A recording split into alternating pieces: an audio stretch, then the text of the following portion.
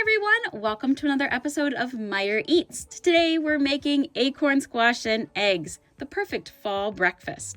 We're going to start by softening up our acorn squash just a little bit. So we're going to poke a bunch of holes in it with a knife very carefully. Then we're going to put it in the microwave for 2 minutes. After 2 minutes, it's going to make cutting the acorn squash so much easier. And we're going to cut it into 1/2-inch slices. Try to keep them as even as possible. Go ahead and remove all the goop and the seeds and make sure you save that and give it to the flock. We're going to take our acorn squash rings and we're going to place them on a baking sheet. You can put some parchment paper down. Oop, I forgot some seeds. Or you can use a silicone mat, whatever you have available for you. We're going to go ahead and we're going to bake these rings at 425 degrees for about 20 to 25 minutes till they're nice and soft. Before you go ahead and put them in the oven, you want to season them a bit. I'm using a little bit of olive oil spray. You can brush some olive oil on. And then you're going to want to sprinkle on some seasoning. So today I decided I'm just going to use just a little bit of sea salt and a little bit of pepper.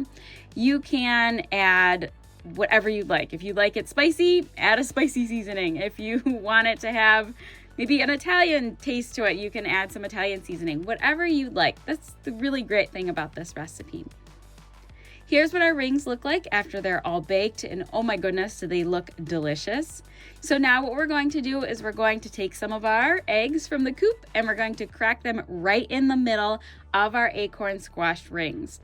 You want to be very careful and really get it in the center. One thing I noticed that was really great is after these all baked, they kind of laid flat on my baking sheet, so my eggs didn't really try to run underneath the acorn squash rings. We're going to pop these back in the oven and we're going to cook them for about another 10 minutes or however you like your eggs cooked. Something that I like to do kind of closer to the end. So maybe when there's about 2 minutes left, I go ahead and I grab some cheese and I sprinkle that on top and I allow it to kind of melt and get a little beautiful crust on it. So I'm using Parmesan today. Oh my goodness, here's what they look like all baked. They look amazing. Hopefully I've given you some inspiration to make some acorn squash with eggs. If you have any questions, be sure to let us know in the comments below. I'm going to go enjoy this wonderful breakfast. Thank you so much for watching.